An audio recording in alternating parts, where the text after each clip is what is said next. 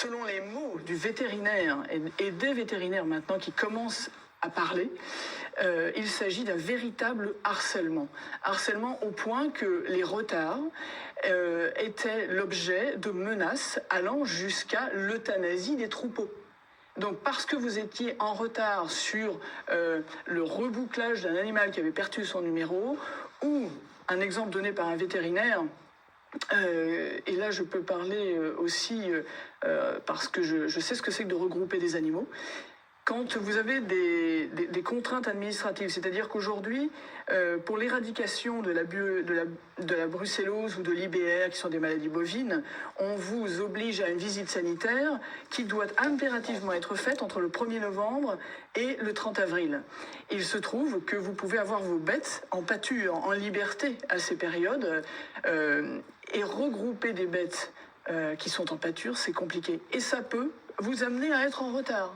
Eh bien, ce retard, certaines personnes faisant du zèle dans ces administrations que sont la DDPP ou la DSV, DDPP, et qui veut dire en fait Direction départementale de la protection des populations, on se demande de quelle population il parle, n'est-ce pas ? Ou la DSV, la direction des services vétérinaires, eh bien, donne des impératifs qui vont jusqu'à dire très bien, puisque c'est comme ça, nous allons euthanasier vos animaux. Donc, si vous voulez, de choc en choc, la pression devient absolument insupportable et Jérôme Laronce n'entendait pas vivre son métier d'agriculteur en esclave de ses administrations. Parce qu'il faut quand même voir une chose, c'est que quand on parle d'emploi, quand on parle... ces personnes qui ont quelquefois du mal à rentrer dans les paperasses et dans ce monde très contraignant en dehors de leur véritable métier, on leur suggère tout simplement de changer de métier. Mais ce que ces administrations ne savent pas, c'est qu'un paysan, son métier, c'est plus que son métier, c'est sa façon de vivre.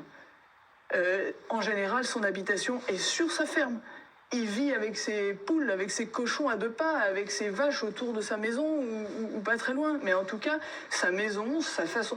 Donc, quand on n'aborde pas l'angle paysan sous cet angle qui va au-delà, ça n'est pas une profession, c'est bien plus que ça.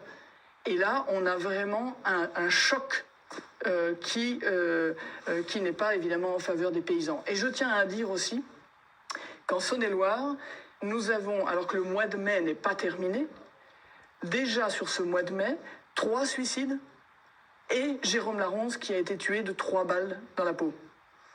3 suicides, dont un jeune de 21 ans qui s'est pendu à la fourche de son tracteur. Voilà. Donc l'actualité est extrêmement...